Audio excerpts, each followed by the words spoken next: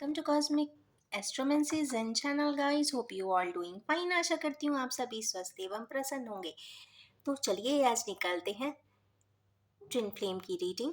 Twin flame partners के लिए आज के लिए दिन क्या गाइड हुए है और किस तरीके के एनर्जीज आज के दिन दिखाई दे रही है, उनकी ये वीक कैसे जाने वाली है। लेट्स सी।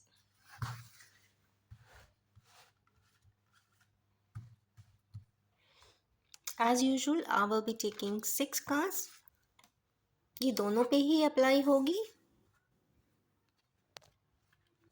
जिसके साथ ट्विन पार्टनर में जिसके साथ भी ये रेजोनेट करे वो उसे देख सकता है, समझ सकता है। और if clarity required we will be taking clarities.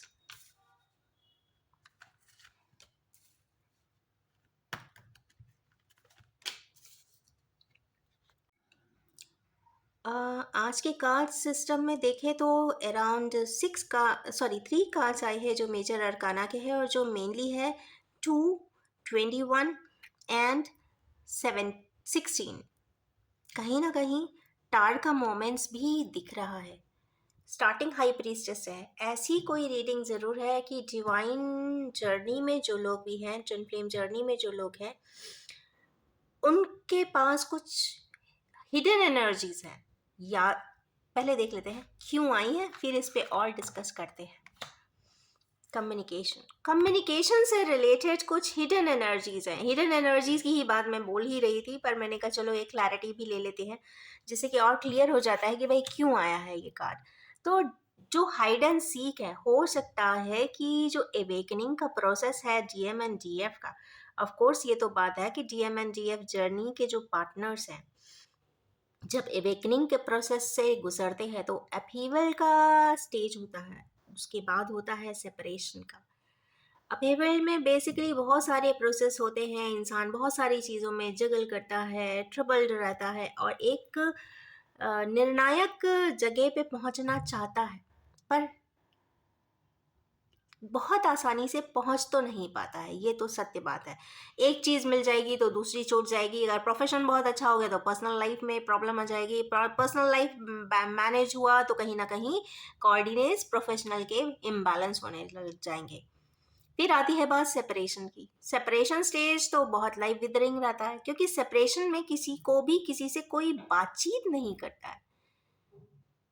Of course upheaval में इतना कंफ्यूजन रहती है, इतनी क्लैरिटी नहीं रहती है कि इसीलिए वो सेपरेशन मोड में चले जाते हैं कि भाई सेपरेशन में जनरली लोग बातचीत एक दूसरे से नहीं करते हैं या तो उन्हें बंदिशें होती हैं, ऐसे फ्रेम्स में जकड़े होते हैं, स्लॉट में जकड़े होते हैं, या उनका माइंडसेट ही ऐसा होता है कि मुझे बात नहीं करना है या सेपरेटेड रहना है।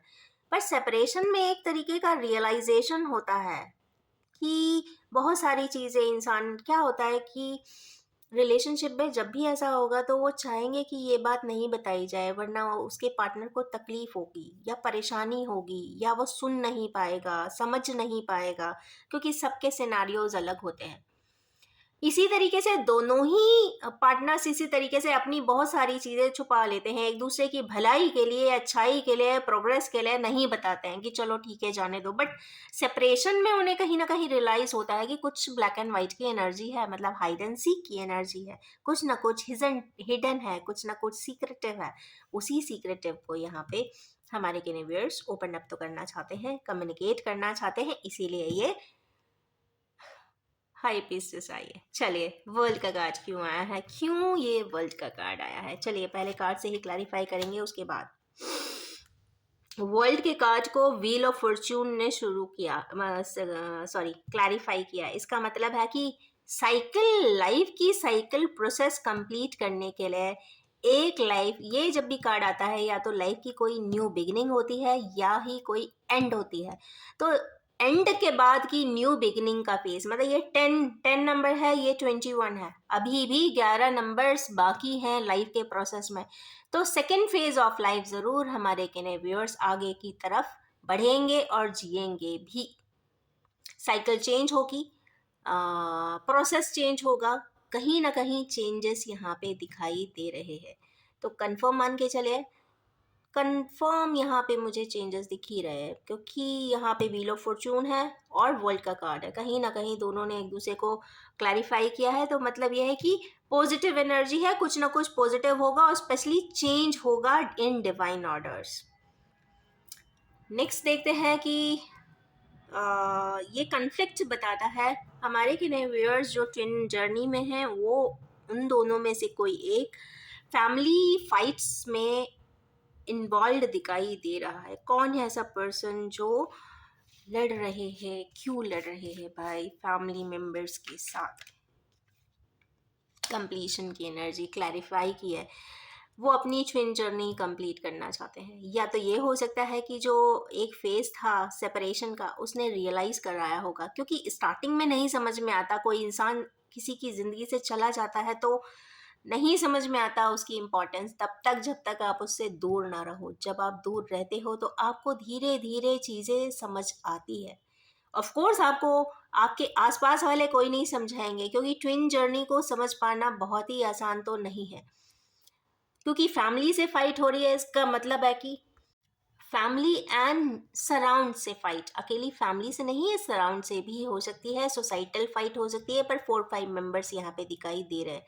तो जो पार्टनर्स हैं उन्हें कहीं लग रहा है कि कहीं ना कहीं अगर उनको ट्विन जर्नी, उनका एक डिज़ायर कंप्लीट करना है, तो उनको अपनी वॉइस रेस करनी पड़ेगी। वॉइस रेस करने का मतलब है अपनी बात को कहना पड़ेगा, आगे की तरफ बढ़ना पड़ेगा। और शायद उन्होंने शायद कुछ कहा है, इसी की वजह से ये चीज़ हो रही है। कहा है, नहीं तो उनके घर वालों को या उनके सराउंड को पता चला है, इस वजह से हो रही हो, ये भी एक बात हो सकती है। बट जो भी है वो डिवाइनली गाइडेड है, क्योंकि twin journeys are of course very different. और बहुत अच्छे से चेक कर लीजिए पहले, कहते हैं ना, not fit yourself into it.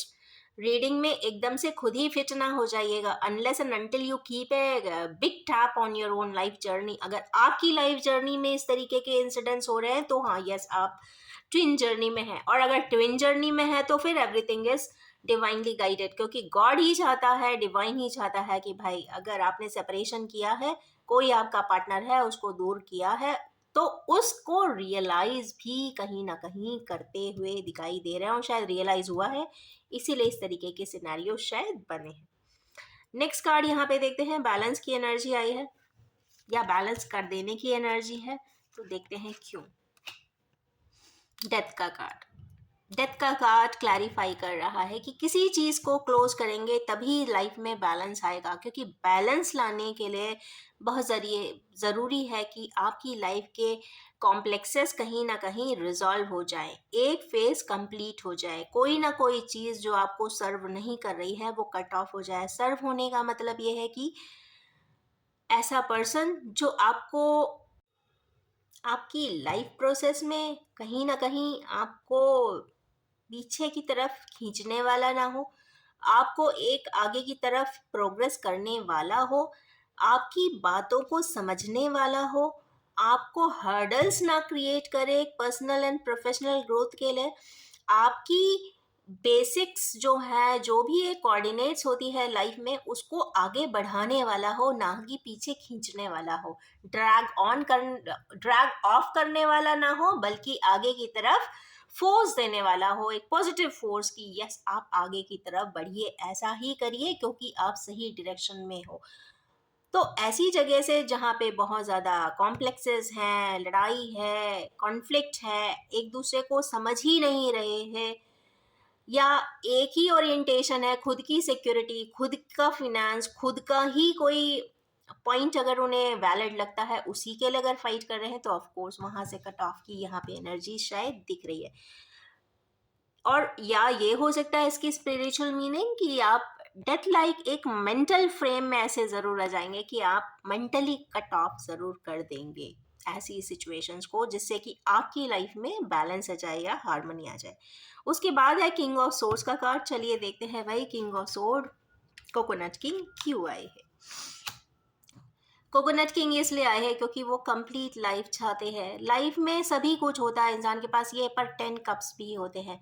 ज़िंदगी में बहुत सारे लोग होते हैं जो बहुत इंपॉर्टेंट होते हैं एक ज़िंदगी के लिए, एक लाइफ टाइम के लिए। एक लाइफ टाइम अचीवमेंट इंसान को तभी मिलेगा जब आपकी आपके सराउंड में सारे लोग आपके साथ हों, जो आपके लिए, आपके प्रोग्रेस के लिए, आपके लिए मल्टीपल बेनिफिट्स के लिए या रिकॉग्निशन के लिए या एक फेमोसिटी के लिए जो दुआएं करते हैं, जो प्रे करते हैं, नेम्ड और अननेम्ड दोनों के लिए ही मैं बोलूँगी, तो वो सारे ही लोग इंसान के लिए बहुत इम्पोर्टेंट होते हैं। तो उनके साथ कंप्लीशन की एनर्जी लाने के लिए वो इतने स्ट्रिक्ट हो रहे हैं।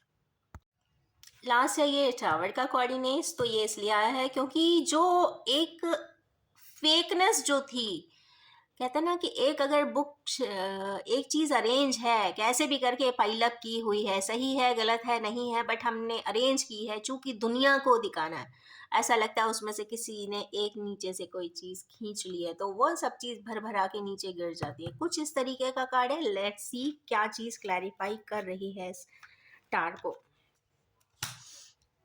मेमोरीज ऑफ लव, ये तो कंफर्म बात है कि डीएम या डीएफ जिसके लिए भी ये एनर्जीज आई है उनके लिए बहुत ज़्यादा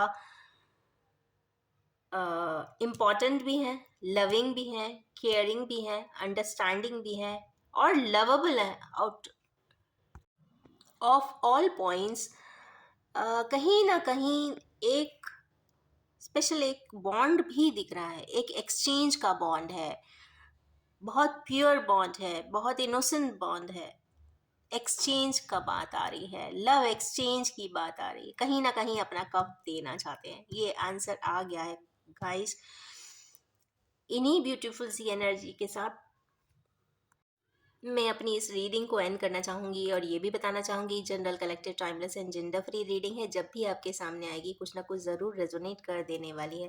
wish you all have a most affectionate and balanced time ahead. Thank you so much and have a wonderful life ahead. Thank you so much.